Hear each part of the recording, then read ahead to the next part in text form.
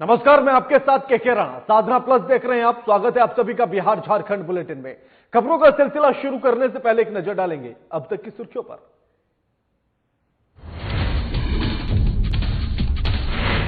Jharkhand BJP प्रदेश अध्यक्ष की तबीयत हुई खराब, रिम्स में कराया गया भर्ती। हार्ट अटैक आने की वजह से बिगड़ी तबीयत। पक्ष विपक्ष के नेता हालचाल जानने पहुंचे रिम्स। गुमला पुलिस को मिली बड़ी सफलता। तूफानी बाबा गैंग के सुप्रीमो सहित 4 अपराधी गिरफ्तार। हथियार के बल पर लूट की घटना को देते थे अंजाम।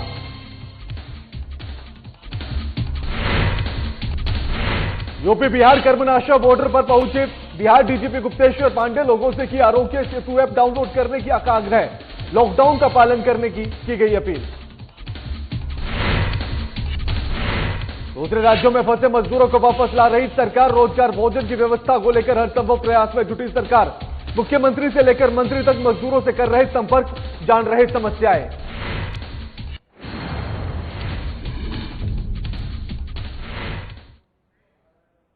बड़ी खबर के साथ बुलेटिन की शुरुआत करेंगे। इस वक्त की बड़ी खबर आ रही है पलामू से, जहां लगातार कोरोना में के जो मामले हैं उनमें इजाफा देखा जा रहा है। पलामू से 5 नए कोरोना मामले सामने आए। छत्तीसगढ़ के बैकुंठपुर के कोरिया से आए थे सभी मरीज। सभी मरीजों का पहले से चल रहा है इलाज।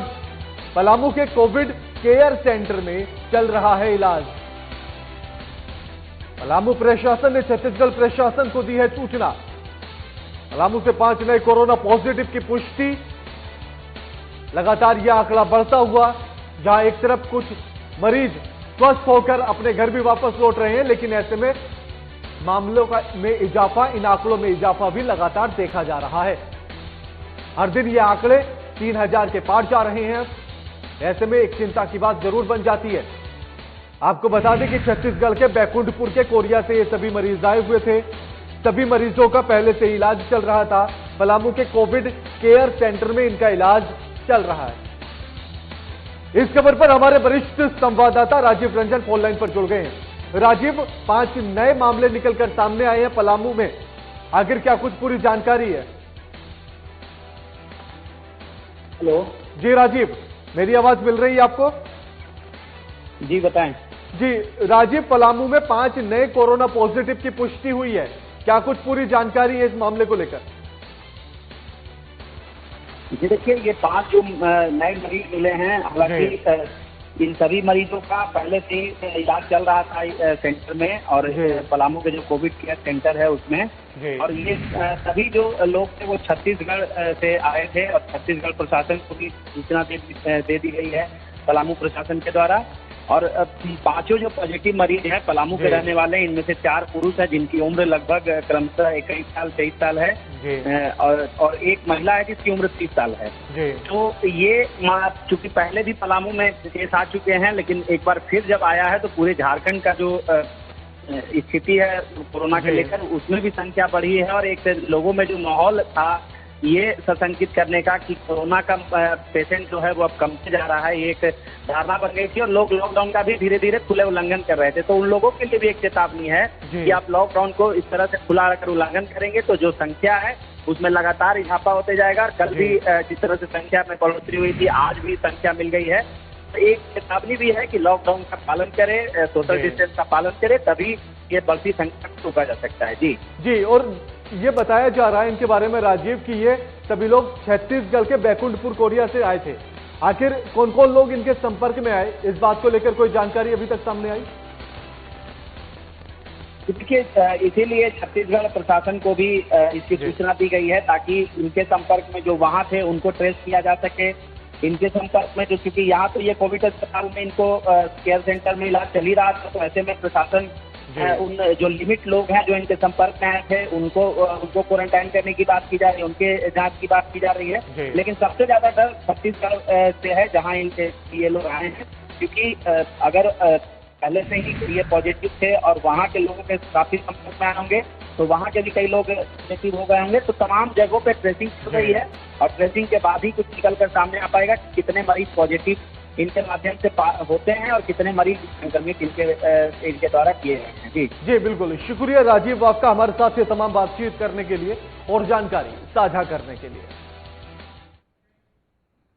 लॉकडाउन में राज्य के बाहर फंसे मजदूरों से लेकर वापस आए लोगों के रोजगार और भोजन की व्यवस्था को लेकर राज्य सरकार के द्वारा हर संभव उपाय किए जा रहे हैं।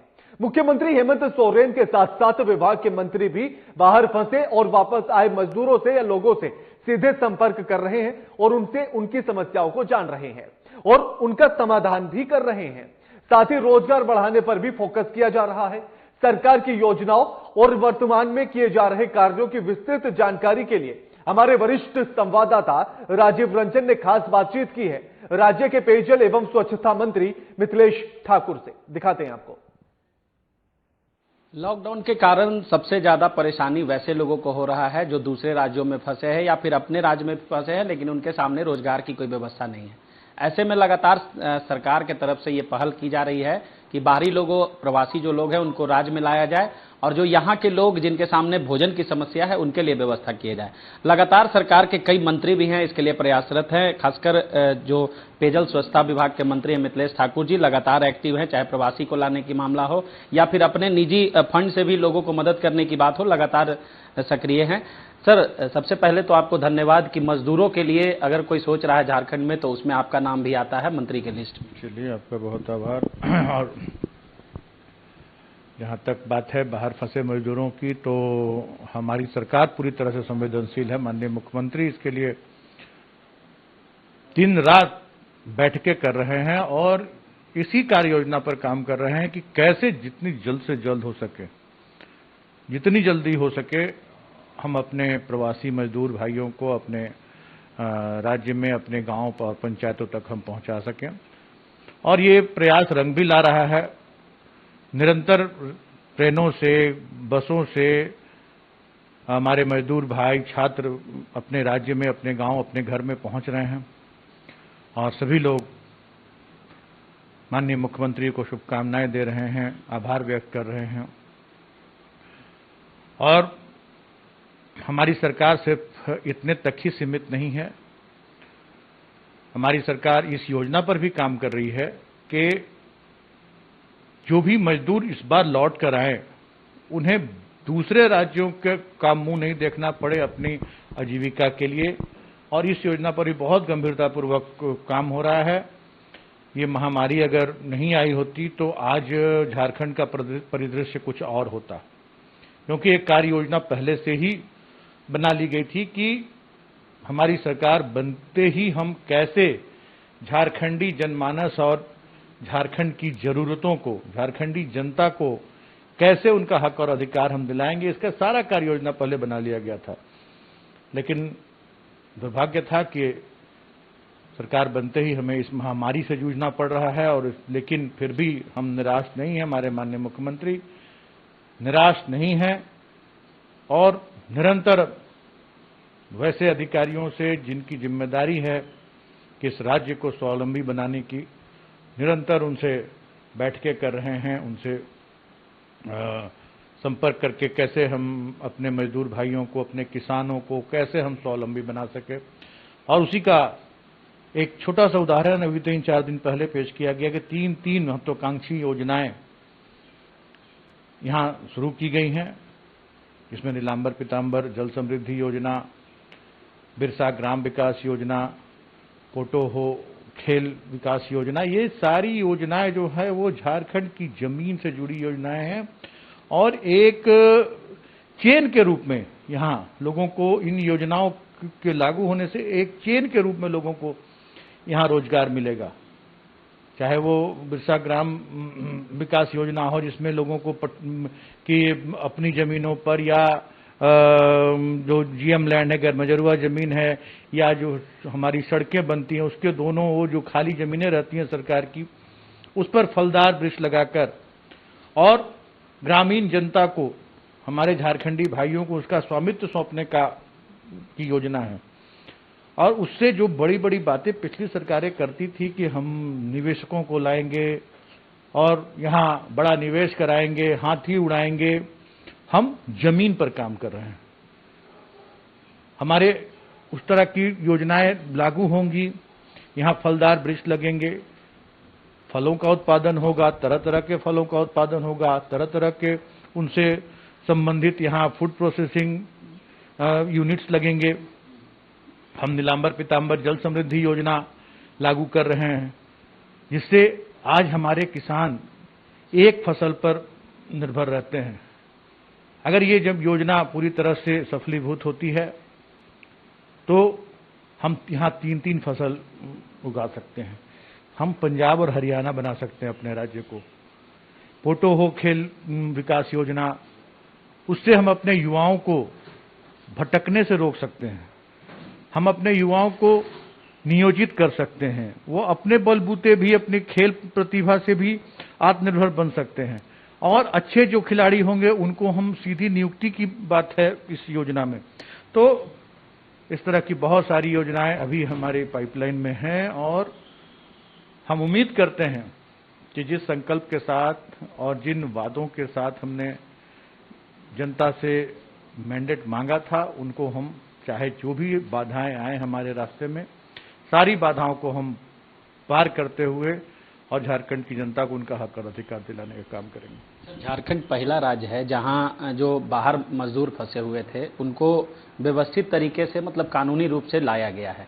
तो ऐसे में जो बाकी लोग भी फंसे हुए हैं, क्योंकि कुल आंकड़ा 6 से 7 या 8 लाख के लगभग है, तो जो बाकी लोग हैं उनको भी काफी आशाएं जग गई है कि राज्य सरकार हमें वापस लाएगी। कुछ जगह ऐसे भी हैं कि मजदूर फंस गए हैं, उनको आने नहीं दिया जा रहा है। तो तमाम लोगों को अब आशा जगने लगी है आपके सरकार से। मैंने कहा ना कि हमारी सरकार पूरी तरह से गंभीर है इस मामले में, और देश के किसी भी कोने में हमारे मजदूर भाई हैं, आपके माध्यम से मैं उनसे अपील करना चाहूंगा कि वो निराश ना हो, थोड़ा धैर्य रखें, क्योंकि सभी को एक साथ लाना संभव नहीं है। लेकिन मैं ये जरूर कहना चाहूंगा कि कोई भी मजदूर जो अपने राज्य में आना चाह रहे हैं, कोई भी छात्र जो अपने राज्य में आना चाह रहे हैं, थोड़ी देरी होगी लेकिन वो निराश नहीं होंगे, जरूर लौटेंगे अपने राज्यों को। और इसमें भी निरंतर तेजी आ रही है और तेजी आएगी, और मुझे नहीं लगता कि वो दिन दूर है कि जब जो भी हमारे देश के किसी कोने में हमारे मजदूर भाई छात्र हमारे फंसे पड़े हैं वो अपने घर पर होंगे, ये मुझे पूरा विश्वास है। अच्छा सर, काम जो करता है उस पर आरोप भी लगते हैं, तो ऐसे में आपके ऊपर भी विपक्ष ने आरोप लगाया कि अति उत्साह में है, कई जो भ्रम की स्थितियां हैं उसको क्लियर नहीं किए, जिसके कारण काफी दिक्कतें हुई।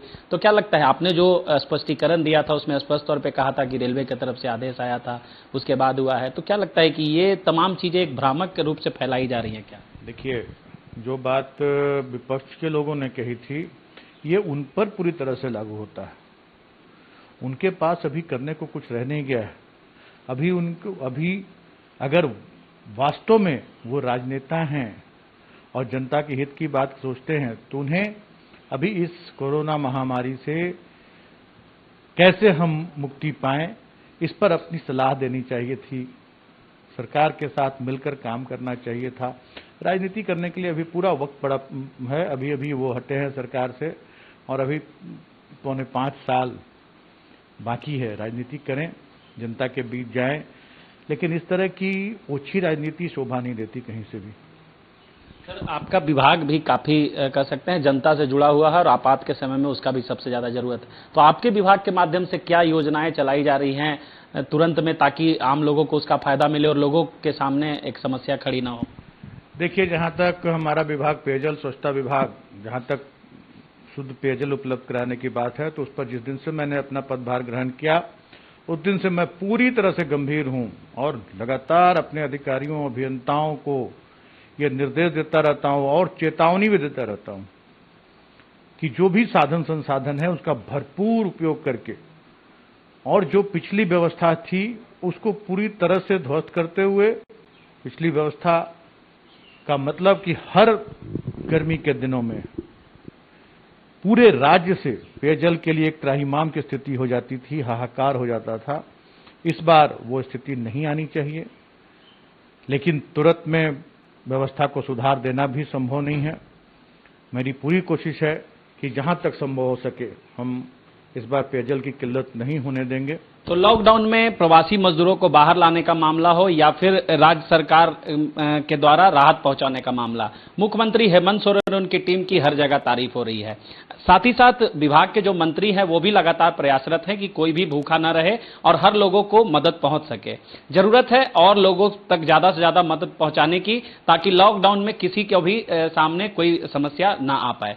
सहयोगी पंकज के साथ राजीव रंजन, साधना न्यूज, रांची।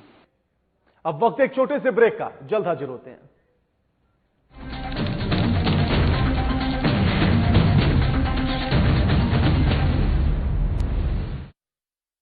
रहने की ताकत दुनिया को हमने दिखाई है, अकेले घर पर रहकर कोरोना की करनी विदाई है।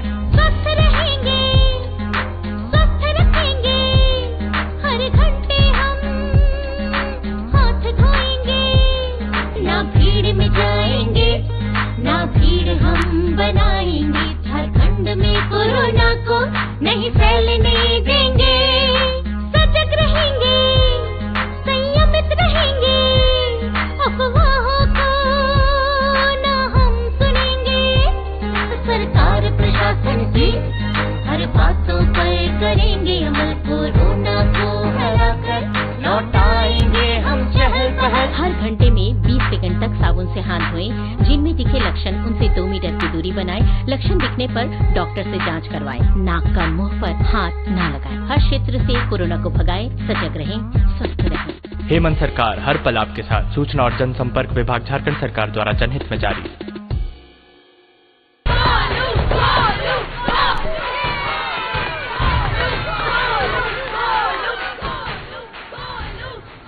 बैटिंग तो अर्जुन कर रहा है, तो सब गोलू के लिए क्यों चीयर कर रहे हैं?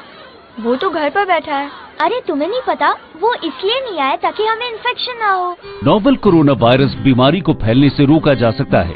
बुखार के साथ खांसी और छींक होने पर सार्वजनिक जगहों से दूर रहकर इसे फैलने से रोक सकते हैं। अपनी सुरक्षा के लिए हमारी मदद करें। अगर आपको खांसी, बुखार या सांस लेने में तकलीफ हो तो तुरंत नजदीकी स्वास्थ्य केंद्र जाएं या हेल्पलाइन नंबर 911123978046 पर संपर्क करें। प्रिय झारखंड वासियों, जोहार।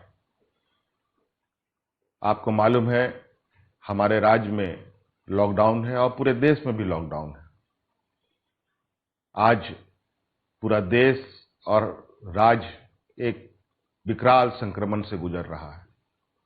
कोरोना वायरस की एक बीमारी फैल रही है, महामारी फैल रही है, और इससे बचाव के लिए हमने राज्य के अंदर में भी लॉकडाउन का आदेश दिया है। आज लॉकडाउन का मतलब है जो जहां है वहीं रहे, कम से कम लोगों के संपर्क में आए। बाकी जितनी भी जरूरत की चीजें हैं, जो घरेलू उपयोग के सामानें हैं, वस्तुएं हैं, वो आप तक कैसे पहुंचे, ये इनकी सुनिश्चित सरकार कर रही है और वो आप तक पहुंचेगी। धन्यवाद।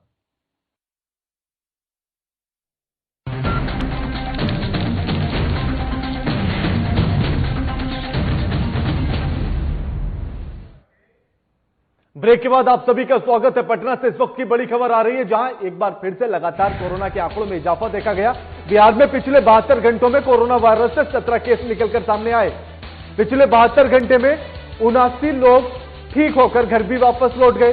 पिछले 24 घंटे में 46 लोगों ने कोरोना को दी है मात।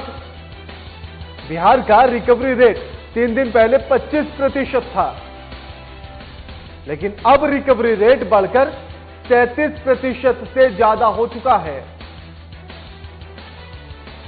पटना में पिछले 72 घंटों में कोरोना वायरस के 17 मामले निकलकर सामने आए। पिछले 72 घंटे में ठीक होने वाले मरीजों की संख्या 79 है। पिछले 24 घंटे में 40 लोगों ने कोरोना को दी मात। बिहार का रिकवरी रेट 3 दिन पहले 25% था, जो अब बढ़कर 33% हो चुका है। यह एक अच्छी खबर है। बिहार के लिए एक अच्छी खबर, राहत भरी खबर, जहां रिकवरी रेट बढ़ चुका है, 25% से बढ़कर 33% हो चुका है। इस खबर पर हमारे साथ हमारे वरिष्ठ संवाददाता अजय कुमार फोनलाइन पर पटना से जुड़ गए हैं। अजय, बिहार के लिए एक अच्छी खबर है, राहत भरी खबर है, जहां बिहार में रिकवरी रेट में बढ़ोतरी देखी गई है। जो 25% तक था अब वो 37% हो चुका है, यानी कि रिकवरी रेट 12% बढ़ चुका है पिछले 3 दिनों से अब तक। क्या कुछ पूरी जानकारी है अजय? जी बिल्कुल, अगर आप देखेंगे जिस तरह से कोरोना के नए मामले आ रहे हैं, तो नए मामलों की संख्या में जो एक क्लस्टर के रूप में जो वृद्धि हो रही थी, उसको आप कह सकते हैं कि अब वो दर्जन भर के नीचे ही है। आज भी जो हुआ है वो 1 दर्जन से ज्यादा हो सकते हैं, लेकिन सबसे राहत वाली बात यह है कि रिकवरी होने की दर भी लोगों में बढ़ रही है। कई बार 17, कई बार 20, और इस तरह से लोग जो है रिकवर होते चले जा रहे हैं। तो ये बहुत बड़ी राहत की खबर है आम जन के लिए भी और स्वास्थ्य विभाग के लिए भी, क्योंकि स्वास्थ्य विभाग जिस तरह से कोरोना के संक्रमण के मरीज मिलने के बाद जिस तरह से उनको आइसोलेशन में रख के ट्रीटमेंट किया जाता है, निश्चित रूप से एक सफलता की कहानी गढ़ रहा है। चाहे उसमें हालांकि ऑफिशियल या अनऑफिशियल आप देखेंगे तो वहाँ हर तरह के डॉक्टर उससे ऑब्जर्वेशन रखते हैं और स्थिति ना बिगड़े इसकी पूरी कवायद जारी रहती है। इसमें ये भी कहा जा रहा है कि इसमें आयुष चिकित्सकों का भी बहुत बड़ा इंपॉर्टेंट रोल रहा है, जिसको लेकर नीतीश कुमार इसको क्लोजली ऑब्जर्व कर रहे हैं और ये कोशिश कर रहे हैं कि जो जितने भी पैसे के लोग हैं उनको एक तरह से एक सम्मिलित प्रयास करके लोगों के रिकवरी पर ध्यान देना चाहिए। बिल्कुल अजय, आखिर इस पर डॉक्टर्स का या फिर स्वास्थ्य विभाग का क्या कुछ कहना है रिकवरी रेट बढ़ने के बाद?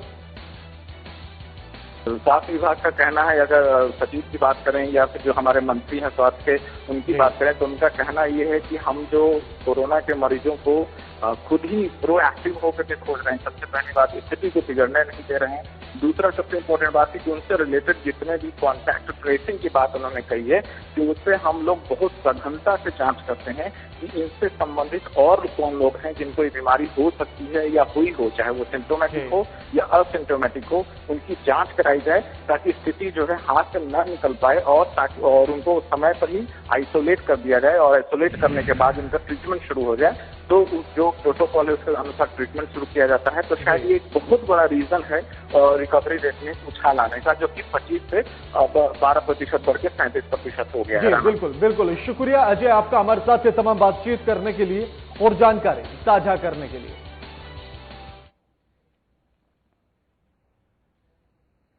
कोरोना वायरस से अपडेट रहने और इसकी जानकारी के लिए सरकार ने आरोग्य सेतु मोबाइल एप्लीकेशन का निर्माण किया था। इस ऐप के जरिए से लोग घर पर बैठे अपने मोबाइल में ही कोरोना वायरस से जुड़ी सारी जानकारियां ले सकते हैं।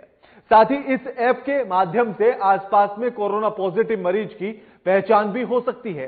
इसी कड़ी में यूपी बिहार कर्मनाशा बॉर्डर पर समीक्षा करने के लिए पहुंचे बिहार पुलिस के डीजीपी गुप्तेश्वर पांडे ने लोगों से आरोग्य सेतु मोबाइल एप्लीकेशन को मोबाइल में इंस्टॉल करने के लिए कहा है।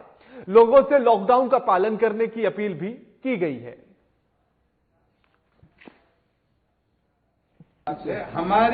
हमारा काम सेवा का है। हम हमेशा अपने पुलिस अधिकारी को भी कहते हैं, सिपाही से लेकर के एसपी तक, कि हम लोग जनता पर शासन करने के लिए नहीं है, कानून को इम्प्लीमेंट कराने की जिम्मेदारी हमारी है। लेकिन कानून का इम्प्लीमेंट कराने का मतलब ये नहीं हो जाता है कि हम शासक हैं। हम एक एजेंसी हैं, लॉ इन्फोर्सिंग एजेंसी हैं, लेकिन इसके साथ साथ ये ध्यान रखना होगा कि हम जनता के सेवक हैं और हमने कहा है कि ये सेवा का समय है। सेवा से लोगों का दिल जीतने का समय है। खास करके शोषित हैं, दलित हैं, पीड़ित हैं, बीमार हैं, लाचार हैं, कमजोर हैं, मजबूर हैं, किसी को हॉस्पिटल जाना है, किसी को दवा की जरूरत है, किसी को खून की जरूरत है। हमारे लोग सिपाही लोग खून भी दे रहे हैं। झारखंड बीजेपी अध्यक्ष दीपक प्रकाश की तबीयत बिगड़ने के बाद उन्हें रिम्स में भर्ती कराया गया। आपको बता दें कि जानकारी के मुताबिक दीपक प्रकाश को सीरियस हार्ट अटैक आया था, जिसके बाद परिजनों ने उन्हें रिम्स में भर्ती कराया। हालांकि दीपक प्रकाश के हार्ट अटैक की खबर के बाद मुख्यमंत्री, स्वास्थ्य मंत्री समेत कई नेता उनका हालचाल जानने के लिए रिम्स पहुंचे। वहीं इसी कड़ी में नेता प्रतिपक्ष बाबूलाल मरांडी भी रिम्स पहुंचे और डॉक्टरों के साथ प्रदेश अध्यक्ष दीपक प्रकाश से मिलकर उनका हालचाल जाना है और जल्द ही उनके स्वस्थ होने की कामना भी की गई है। बताते चले कि डॉक्टर्स के मुताबिक उनकी हालत स्थिर बनी हुई है और फिलहाल उनकी तबीयत ठीक बताई जा रही है।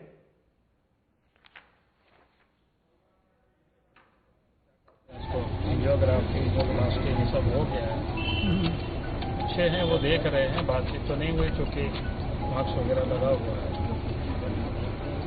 तो हमें विश्वास है कि बहुत जल्दी ही स्वस्थ होकर हॉस्पिटल से डॉक्टर से बातचीत हुई? डॉक्टर से ही बात हुई। डॉक्टर ने भी बताया कि सब कुछ ठीक है, जल्दी ही स्वस्थ होकर के बात। सर, दिल्ली भाजपा ने सूचना ली होगी, क्या कुछ बातचीत हुई? दिल्ली भाजपा ने कुछ आला कमाना जानकारी दिया होगा आप लोगों को? बीजेपी के वरिष्ठ नेता और प्रदेश अध्यक्ष दीपक प्रकाश की तबीयत खराब होने के बाद उन्हें रिम्स में भर्ती कराया गया, जिसके बाद मुख्यमंत्री हेमंत सोरेन के साथ स्वास्थ्य मंत्री बन्ना गुप्ता उनसे मिलने के लिए रिम्स पहुंचे। दीपक प्रकाश रिम्स के सुपर स्पेशलिटी ब्लॉक में भर्ती हैं। आपको बता दें कि डॉक्टर प्रशांत, डॉक्टर प्रकाश, हेमंत नारायण और डॉक्टर प्रवीण श्रीवास्तव की निगरानी में उनका इलाज किया जा रहा है। रिम्स के अधीक्षक डॉक्टर विवेक कश्यप ने के अनुसार दीपक प्रकाश को हार्ट अटैक आया था, जिसमें उनका एक आर्टरी पूरी तरह से बंद हो गया था। इसमें कई बार अमूमन जान जाने की भी संभावना हो जाती है, लेकिन समय पर अस्पताल पहुंचने की वजह से वो पूरी तरह से स्वस्थ हैं। वहीं इस दौरान स्वास्थ्य मंत्री और पेयजल एवं स्वच्छता मंत्री मिथिलेश ठाकुर ने कोरोना संक्रमित मरीजों का इलाज कर रहे स्वास्थ्य कर्मियों के लिए रिम्स अधीक्षक को पीपीई किट दी है।